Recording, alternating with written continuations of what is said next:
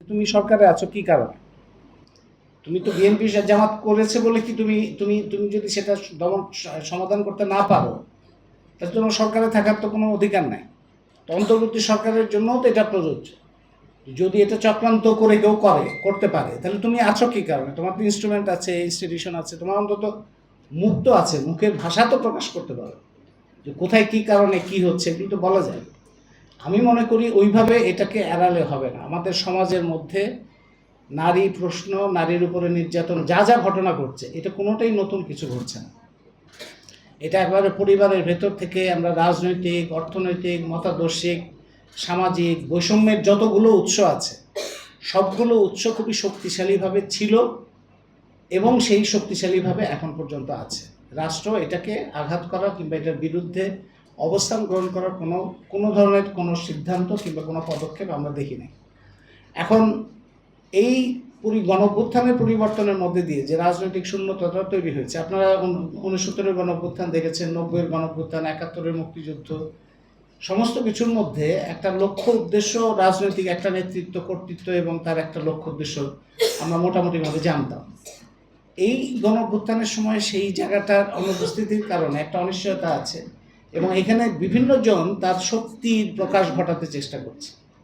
এখন তৌহিদি জনতা বলে যারা আসে, তাদের মধ্যে কয়জন তৌহিদি, কয়জন গোয়েন্দা সংস্থা, কয়জন অন্য বিভিন্ন ধরনের নেটওয়ার্ক, যেটা ক্রিমিনাল নেটওয়ার্কের কথা সাদিয়া বললেন, সেই ক্রিমিনাল নেটওয়ার্কের অংশ, এগুলি তদন্ত করার দায়িত্ব তো সরকারেরই তো দায়িত্ব এগুলো দেখা।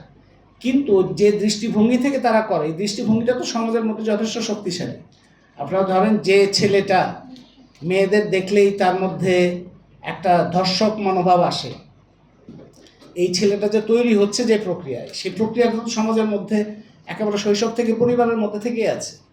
পরিবারের মধ্যে প্রথম যে যারা এইটা তৈরি করেন এই ধরনের ছেলেদের, সেই তৈরি করার পেছনে প্রথম দায়িত্ব হচ্ছে বাবা মারা ছেলেদেরকে ছোটবেলা থেকে যেভাবে মানুষ করে, বড় করে, তার মধ্যে থেকে ওই ছেলের মধ্যেই কর্তৃত্ববাদী মানসিকতাটা তৈরি হয়।